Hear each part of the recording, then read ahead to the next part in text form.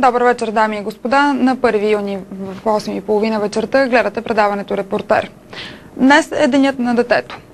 За хората в Пазарджик обаче днешния празник премина под знака на едно протестно шествие, организирано от Български национален съюз срещу забавеното следствие за убийството на Росица и Христина Бълнейски. Сигурно вече сте научили от нашите предварителни анонси, че тук при нас в студиото е почерната майка на момичетата госпожа Фани Бълнейска и лидера на БНС Боян Расате. Добър вечер. Добър вечер. Добър вечер. Имаше ли нужда от едно такова протестно шествие? Може би трябва да попитам първо вас и защо решихте, че точно на 1 юни трябва да се състои то?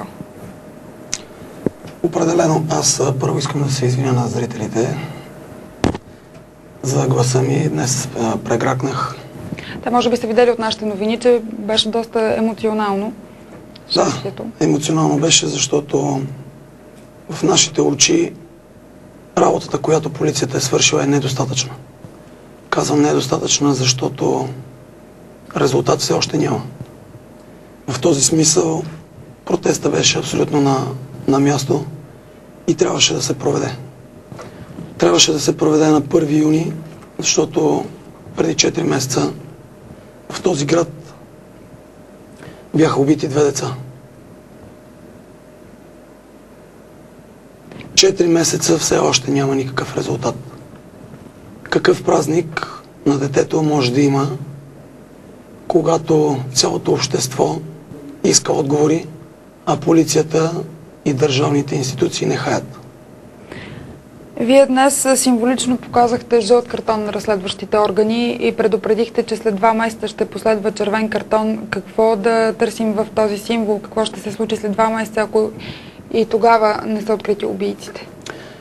Аз днес наблюдавах в Нова телевизия и слушах директния разговор с началника на РДВР Пазарджик. Може би оттам трябва да започна. Неговото изложение по телефона започна с това, че той каза, че е възмутен. Възмутен, че ние сме казали, полицията не работи. Аз наистина съм учуден как е възможно подобно нахалство при положение, че 4 месеца няма никакъв резултат. Друг е въпросът, че ние не сме казали, че полицията не работи. Ние казваме, че каквото и да е работила полицията, то не е достатъчно, след като няма преки извършители, които да бъдат посочени. Така че аз по-скоро смятам, че разследващите органи трябва да бъдат възмутени от това и засрамени, че 4 месеца няма резултати. Добре, не мислите ли, че малко е обидно да дойдат хора отвън и да организират такъв протест? Имаше подобна инициатива преди около 2 месеца, но се събраха твърде малко хора. Почти никой не дойде тогава пред сградата на РДВР Пазарджик. Сега трябваше да дойдат хора от Ямбол, от Стара Загора, които да попълнят редиците на пазарджиклии. Нека направя едно уточнение. Протестът беше организиран изцяло от групата на Български национален съюз Пазарджик. Представители от други градове имаше. Представители от Ямбол, от Стара Загора, от Сливен, от Асеновград, от Пловдив и от София. Имаше представители, но основната част това бяха млади хора, ученици, студенти, които са от Пазарджик. На тях трябва да изкажем благодарност, че се отзоваха. И все пак дойдоха основно само млади хора. Възрастните, родителите, като че ли пак не обърнаха внимание на протест. Малко, да. Определено те ми зададоха въпрос за родителите, нали, че са само деца. Но аз отговорих, че никой не е презастрахован. Нали, децата на никой не са презастраховани. На всеки може да се случи това, което се случи на мен, макар че не го пожелавам на никого. И може би тогава ще осъзнаят за какво става въпрос, за мъката, за болката, за това, което чувстваме ние. Много хора днес потърсиха символ в това, че след вчерашния слънчев и хубав ден днес валя дъжд. Сякаш времето беше съпричастно с мъката на всички, които дойдоха на шествието, защото лично аз видях хора с насълзени очи, когато пред заведението, в което те са видени за последно, беше обявена минута мълчание. Вижте, аз съм убеден, че не само тези хора, които днес присъстваха на протеста, са съпричастни. Аз съм убеден, че не само младите хора са съпричастни към това нещастие. и възрастни хора и родители, които не са присъствали. Но трябва да си дадем една много ясна сметка, че 16 години българите бяха лъгани, използвани именно от тези продажни политици, които седят в София и управляват. Старото поколение вече не вярва, че нещо може да се промени. Това, за което стана дума преди да влезем в ефир и да започнем нашия разговор, имаше политици, които дойдоха и потърсиха дивиденти от нещастието на едно семейство, когато стана голямата трагедия. Сега те търсят ли ви, оказват ли ви някаква подкрепа? Говорим чисто в морален аспект. Определено никой ми не е потърсил, никой с нищо не ме е подкрепил, освен част от тези хора пишат различни глупости от вестника Атака. Хората, които се борят за истините и за всичко останало, като че ли не се натрупат дивиденти от нашето нещастие. И отделно пишат камара неща, с които са провели с мен интервю, а пишат точно това, което не е истина. И това не им прави никаква чест и нямат никакво достоинство за мен. Радно ли е някой да злоупотребява по този начин с мъката в едно семейство, дори в един цял град?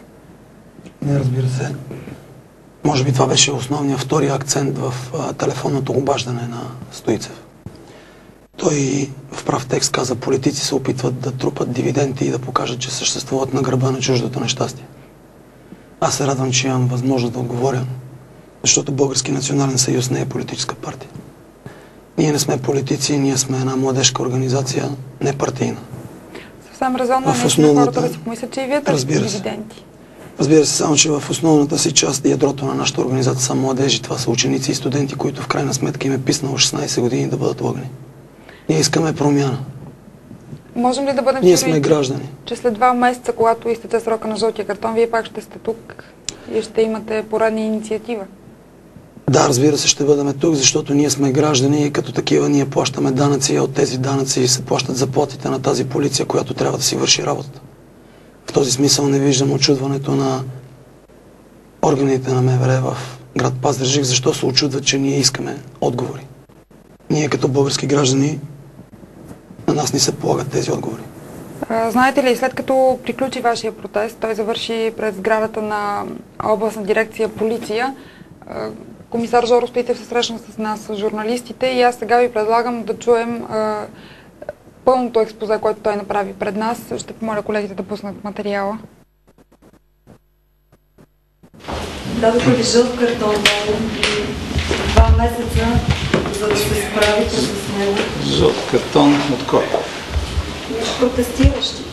Аз за себе си също съм притеснен, че не съм го изкарал това престъпление до този момент, така че не е необходимо да ме инициира някой да си върши работа. Прикривате ли следи, както се говори? Кого да прикривам? Не мога да прикривам нещо, това не е еднолично разследване и най-малкото е глупаво да се твърди, че полицията може да прикрива следи. На кого да прикривам следи? Тук работи един екип от 20 души. Експертизите се правят от други 20 души, да кажем, в страната. Кога се очакват пълните ДНК експертизи? Това не мога да го коментирам. Това е въпрос към НКК, който не мога да говоря. Очаквате ли те да имат решаващо значение? Всяка една експертиза, която е назначена, има значение в делото, така че не случайно сме ги задали. А до момента какъв е кръга на основните заподозрени? Приблизително брой? Кръга? Какво значи приблизително брой? Значи работи се с един контингент от така заподозрени лица, които са оперативно заподозрени и затова не се осветяват. Поради тази причина ние не можем да дадем конкретни данни, какво точно се върши в момента и